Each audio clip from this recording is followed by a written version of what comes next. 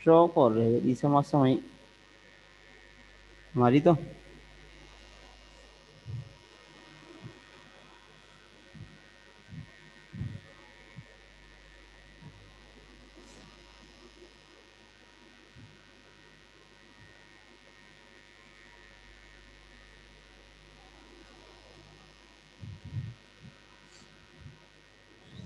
वो भी शौक होगी, शौक ले आई पल्ली क्लास में मेरी। गुड मॉर्निंग दोस्तों। देखिए, आपका टॉपिक था अवकल समीकरणों का हल ज्ञात करने की विधियां। तो अब आप पढ़ोगे अवकल समीकरणों के हल ज्ञात करने की विधियां।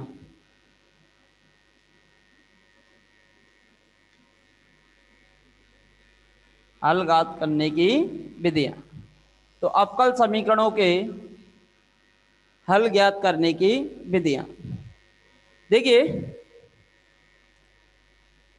पहला मेथड है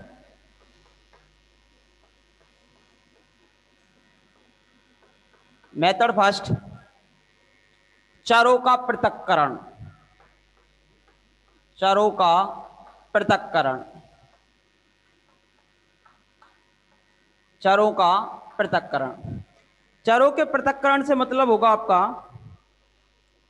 कि एक साइड आपका एक्स वाला पद, दूसरी साइड आपका वाई वाला पद, दोनों पद आपके कैसे हो जाएं भाई, पृथक पृथक। यानी कि एक तरफ आपका एक्स वाला पद होगा, दूसरी तरफ आपका वाई वाला पद होगा, तो चरों का हो जाएगा पृथक्करण। तो लेफ्ट हैंड साइड वाला पद राइट हैंड साइड वाले पद पे निर्भर नहीं करेगा, और राइट हैंड साइड वाला पद लेफ्ट हैंड साइड वाले पद पे निर्भर नहीं करेगा।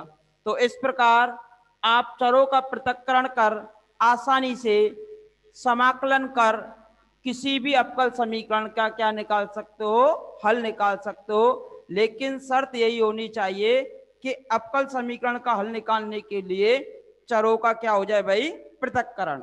चरों का क्या हो जाए भाई, पृथक्करण। तो देखिए भाई, चरों का पृथक्करण यदि अवकल समीकरण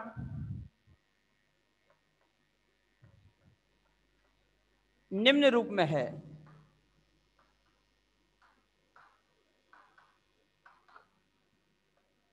dy by dx function of x and function of y, ये x का फंक्शन है, ये y का फंक्शन है, ये dy बाई dx है। तो देखिए भाई, तब y के साथ में y चला जाएगा आपका f two by d y, और x के साथ में आपका x चला जाएगा f1x इंटू डी एक्स। चरों का क्या हो गया भाई, पृथक्करण।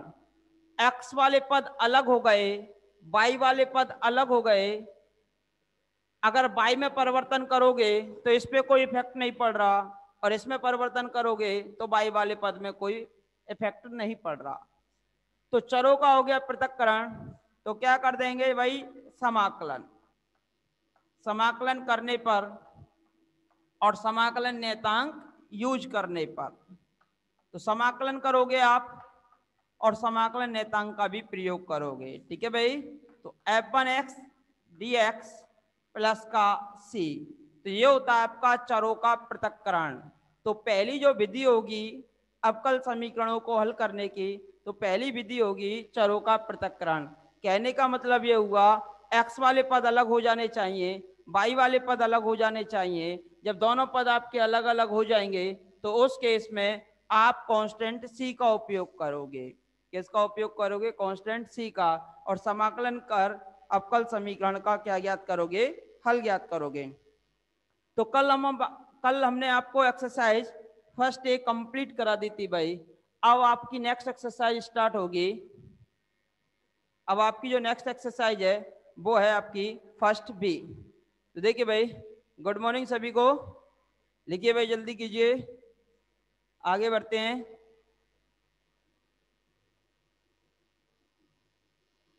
हाँ भाई यंगल किशोर जी, बुक है आपकी डिफरेंशियल इक्वेशन, बुक है आपकी डिफरेंशियल इक्वेशन। अब सवाल नंबर 6 कल हम बता चुके थे, हमारा एक ही तो क्वेश्चन रह चुका था, क्वेश्चन नंबर 6, और वो भी हमने आपको बता दिया था कि एलएचएस में वैल्यू रिप्लेस करोगे y की dy बाई डी एक्स की और d2 by D x square की। अगर RHS 0 निकल के आ जाएगी तो आपका क्वेश्चन सॉल्व हो जाएगा। एक आध क्वेश्चन तो आप सॉल्व कीजिए भाई। देखिए अब हम अवकल समीकरणों के हल ज्ञात करने की विधियों में सबसे पहली विधि चरों की पृथक्करण विधि का प्रयोग कर फर्स्ट बी एक्सरसाइज के क्वेश्चन सॉल्व करेंगे। तो देखिए भाई, अब हेडिंग डालोगे exercise number first b. Question number first are given. पहला क्वेश्चन आपका दिया हुआ है 1 plus y square upon 1 plus x square. X वाली टर्म और वाई वाली टर्म क्या सेपरेट हो पाएंगी भाई? ये 1 प्लस एक्स स्क्वायर एक्स वाली टर्म है, ये 1 प्लस वाई स्क्वायर वाई वाली टर्म है, यहां से आपका डी वाई है, यहां से आपका डी एक्स है।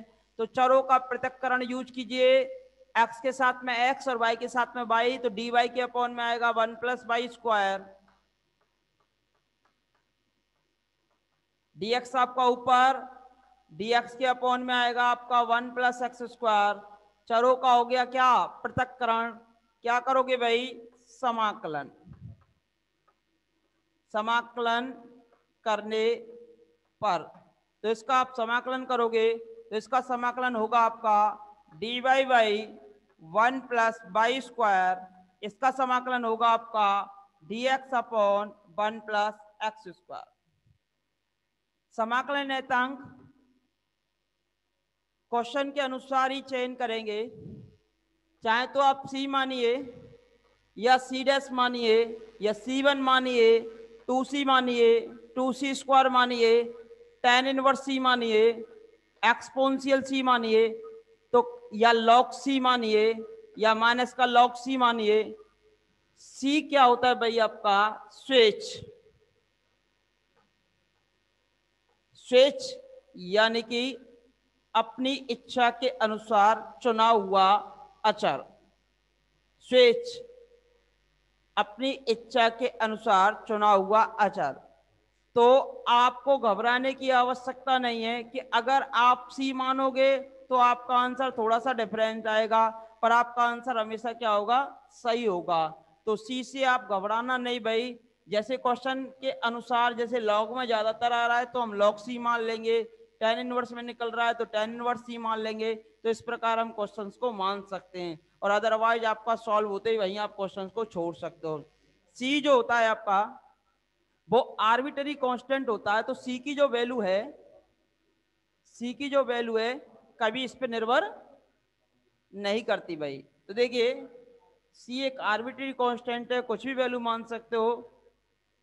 तो देखिए भाई इसका जो समाकलन होगा वो होगा आपका tan इनवर्स बाई, इसका जो समाकलन होता है वो होता है आपका tan इनवर्स x। अब ये भी tan इनवर्स में, ये भी tan इनवर्स में, तो आप चाहो तो कांस्टेंट को क्या मान सकते हो? tan inverse c। यहाँ पे आप c भी मान के सॉल्व कर सकते हो या log c भी मान के सॉल्व कर सकते हो, कुछ भी ले लीजिए। कांस्टेंट तो भाई आपका कांस्टेंट ही होता है। अब देखिए यहां से tan इनवर्स a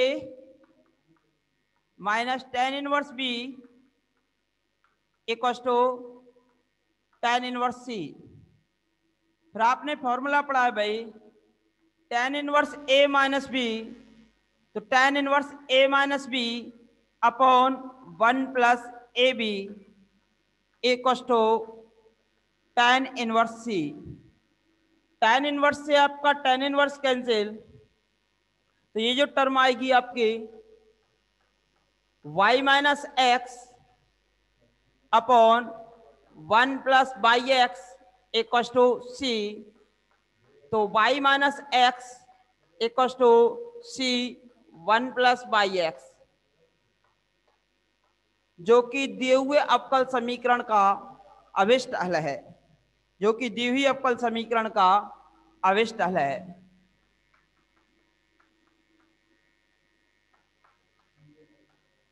दी हुई अवकल समीकरण का अभिष्ट हल है, जो कि दी हुई अवकल समीकरण का अभिष्ट हल है। लिखिए भाई जल्दी next question.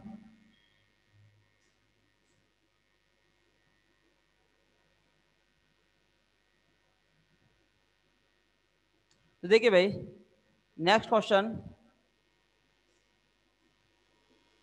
1 minus x d by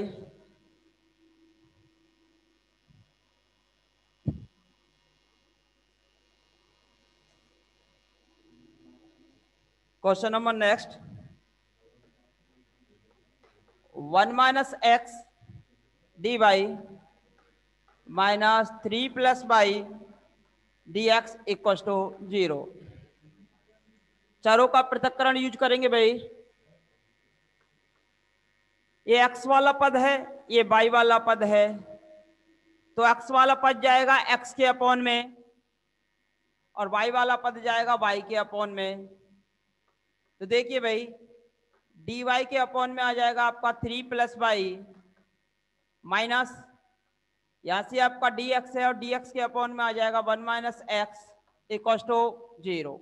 ये इसके अपॉन में आ गया, ये इसके अपॉन में आ गया। अब क्या अप्लाई करोगे भाई?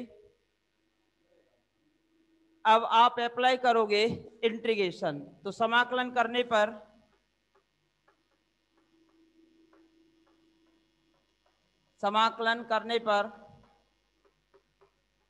dy upon y plus 3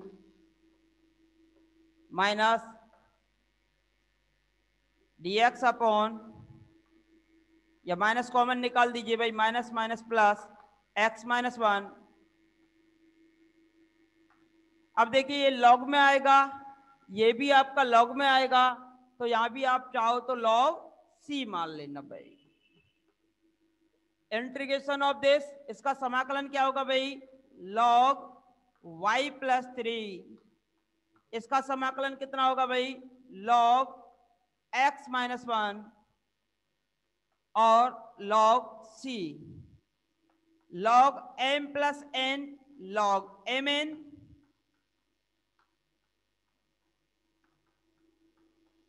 log c। Log से आपका लॉग हट जाएगा भाई एंटी लॉग लेने पर, तो यहां से आपका बचेगा y plus 3 x minus 1 equal to c, जो कि दिए हुए अवकल समीकरण का अभिष्ट हल होगा।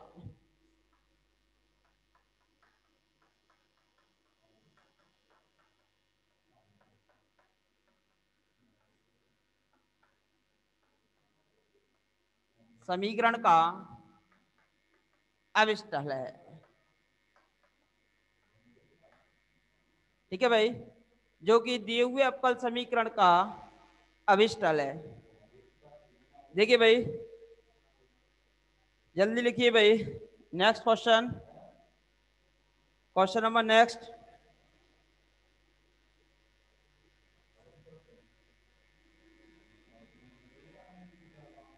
देखिए भाई क्वेश्चन नंबर नेक्स्ट यानी कि क्वेश्चन नंबर 6, राजस्थान यूनिवर्सिटी 2009 में आया हुआ क्वेश्चन है भाई आपका। क्वेश्चन है आपका dy by D x equal to X Y plus का by upon X Y plus का बाई,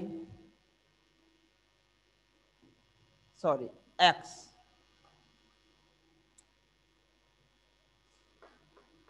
यूजिंग द मेथड, अर्थात चरों का पृथक्करण बाई कॉमन x प्लस 1,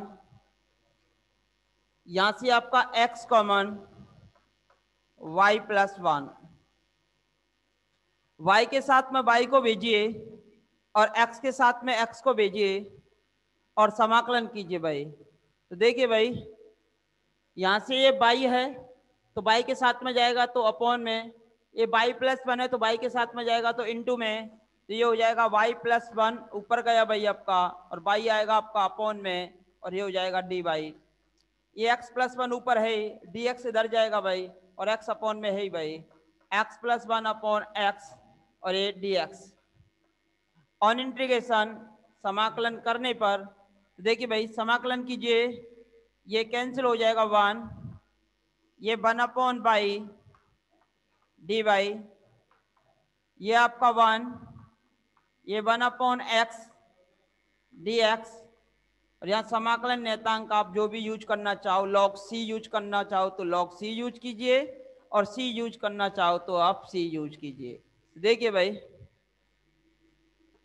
समाकलन इसका कितना होगा भाई y, 1 अपॉन बाई का समाकलन होगा आपका log y, 1 का समाकलन होगा आपका x, 1 अपॉन एक्स का समाकलन होगा आपका log x, और चाहो तो आप log में ही आंसर मानना चाहते हो तो log मान लीजिए, और log में नहीं मानना चाहते तो आप c मान लीजिए भाई।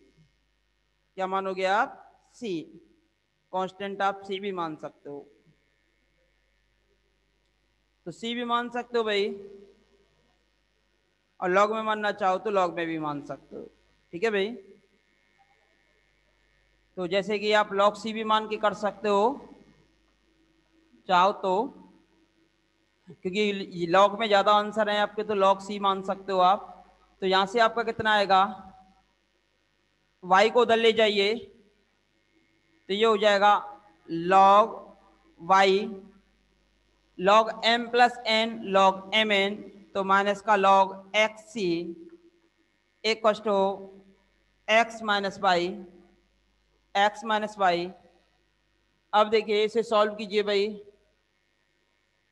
इसे सॉल्व कीजिए, log m minus log n log m upon n equal to x minus Y. Anti log लीजिए भाई, y upon X C equal to A की power x minus Y. y की वैल्यू फाइंड कीजिए भाई, y equal to आपका X C E की power x minus Y, जो कि दिए हुए अवकल समीकरण का अविष्टल है।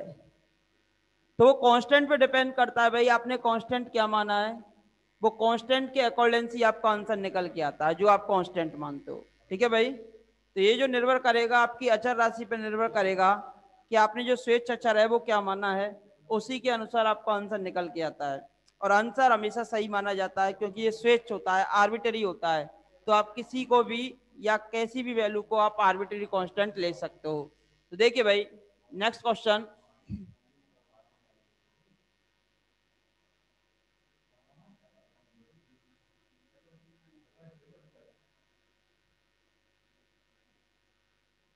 क्वेश्चन नंबर नेक्स्ट,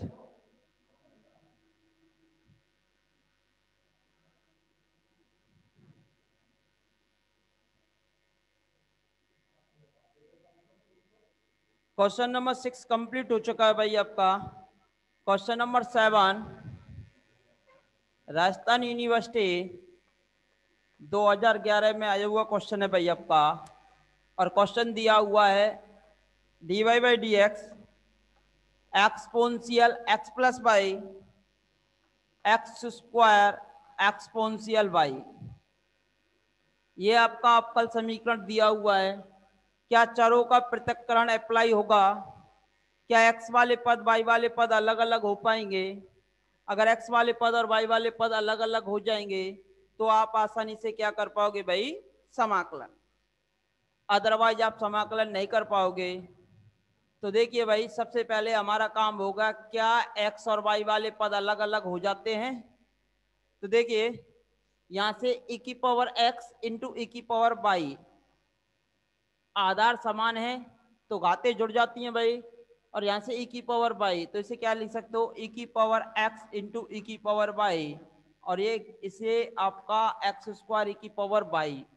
अब बताइए भाई कॉमन कितना आ रहा है आपका, यहाँ से कॉमन वैल्यू कितनी है, e की power y as a common, तो यहाँ से बचेगा आपका e की power x plus x square, e की पावर x प्लस का एक्स स्क्वायर, तो यहाँ से ex प्लस का एक्स स्क्वायर आपका निकल के आ गया। अब आप y वाले पदों को अलग कीजिए और x वाले पदों को अलग कीजिए, क्या y वाले पद अलग हो पाएंगे, क्या एक्स वाले पद अलग हो पाएंगे? तो ई की पावर बाई वाई के साथ में चला जाएगा, dx आपके एक्स वाली टर्मों के साथ में चला जाएगा। तो ई की power D Y upon E की पावर बाई, यहां से E X plus x square D X. अब क्या करोगे आप? समाकलन। समाकलन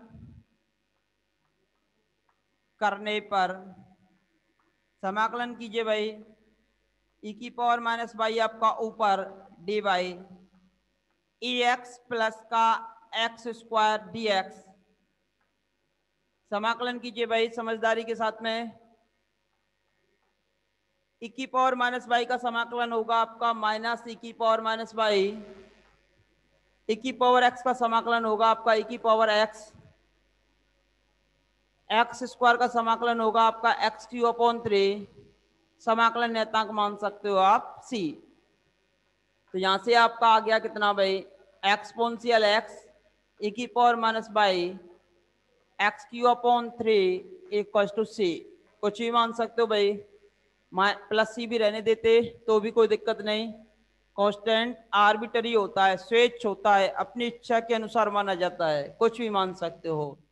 जो कि दिए हुए अवकल समीकरण का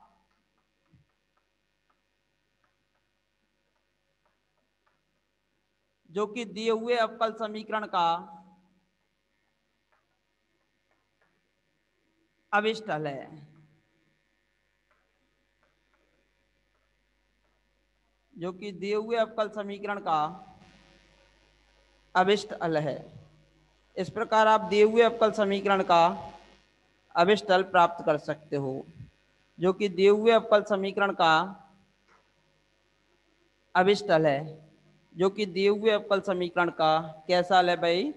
अभिष्ट हल है। अब देखिए, इस प्रकार आपने क्वेश्चन नंबर 7 सॉल्व कर लिया, 6 हो गया आपका, क्वेश्चन नंबर 1 हो गया, क्वेश्चन नंबर 2 हो गया। अब देखिए क्वेश्चन नंबर 12, नेक्स्ट क्वेश्चन है क्वेश्चन नंबर 12। इस एक्सरसाइज का लास्ट क्वेश्चन है क्वेश्चन नंबर 12। तो देखिए भाई क्वेश्चन नंबर 12,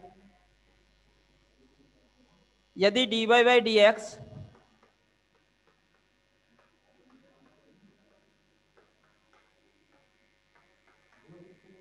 ई की पावर एक्स प्लस वाई तथा यह दिया हुआ है कि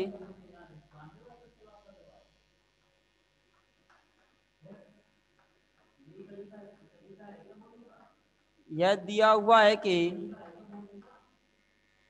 x बराबर 1 के लिए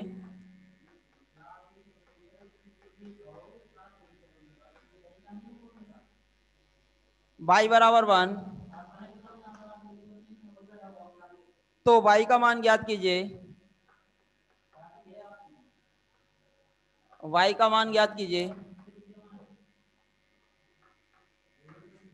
y का मान ज्ञात कीजिए जबकि x बराबर -1, जबकि x बराबर -1। तो देखिए भाई कल हमने आपको हल बताए थे भाई, किसी भी अवकल समीकरण के 3 प्रकार के हल होते हैं। पहला था आपका व्यापक हल, दूसरा था आपका विशिष्ट हल, तीसरा था आपका विचित्र हल। अगर हम कुछ विशेष कंडीशन अप्लाई कर दें व्यापक हल में, तो हम व्यापक हल से विशिष्ट हल बनाते थे। अब देखिए उसने क्या कहा है आपसे कि अवकल समीकरण की कोटि कितनी है? एक। तो जो व्यापक हल आएगा आपका निकल के, उसमें कितने अचर आएंगे? एक ही अचर आएगा। परंतु कंडीशन क्या दी है? x बराबर 1 के लिए y बराबर 1 है। x बराबर 1 पर y बराबर 1, तो आप किसकी वैल्यू निकाल पाओगे? कांस्टेंट c की, यानी अचर की वैल्यू। जैसे ही अचर की वैल्यू आ जाएगी तो आपके पास एक हल निकल के आएगा, जो हल होगा आपका विशिष्ट हल। कैसा हल होगा? विशिष्ट हल। तो y का मान ज्ञात करना है जबकि x बराबर -1 है। तब उसमें आप y का मान ज्ञात कर पाओगे जब x बराबर -1 होगा। तब आप y का मान ज्ञात कर पाओगे जबकि x बराबर -1 होगा। तो देखिए भाई दिया है कि dy by D x equals to e की पावर x प्लस वाई। तो देखिए भाई अलग अलग कीजिए भाई पदों को। dy by D x e की पावर x इंटू e की पावर वाई, वाई के साथ में वाई वाले टर्म, x के साथ में x वाली टर्म, तो यहां से आएगा dy वाई अपॉन e की पावर वाई ई एक्स डी एक्स। समाकलन कीजिए भाई, समाकलन करने पर e की पावर माइनस वाई आपका ऊपर ई एक्स डी एक्स, और समाकलन नियतांक आप यूज कर सकते हो कुछ भी। सपोज दैट सी इसका समाकलन होगा माइनस ई की पावर माइनस वाई, इसका समाकलन होगा ई की पावर एक्स प्लस का कांस्टेंट सी, जो कि व्यापक हल निकल के आ गया भाई, जो कि दी हुई समीकरण, दी हुई अवकल समीकरण एक का क्या है भाई, व्यापक हल है। अब कंडीशन आर गिवन, अब कुछ स्पेशल कंडीशन दी हुई हैं, उन कंडीशंस को अप्लाई करोगे और आप सी की वैल्यू निकालोगे। कंडीशन क्या गिवन है भाई, x बराबर 1 पर y बराबर 1 दिया है भाई आपके लिए, x बराबर 1 पर y बराबर 1, तो रिप्लेस कीजिए भाई। देयरफॉर तब 2 से -1 रिप्लेस कीजिए भाई, माइनस का 1 प्लस का 1 प्लस का c, तो वैल्यू ऑफ c कितनी निकल के आ गई भाई, इसको इधर भेजिए, माइनस का इनवर्स माइनस का a।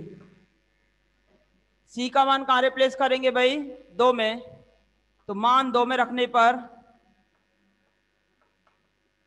जैसे ही आप मान 2 में रखोगे तो आपको कौन सा हल मिलेगा, विशिष्ट हल। यहाँ c था कांस्टेंट, कांस्टेंट की वैल्यू आ गई, तो आपको जो हल प्राप्त होगा वो हल कौन सा होगा भाई, विशिष्ट हल। बस बढ़िया।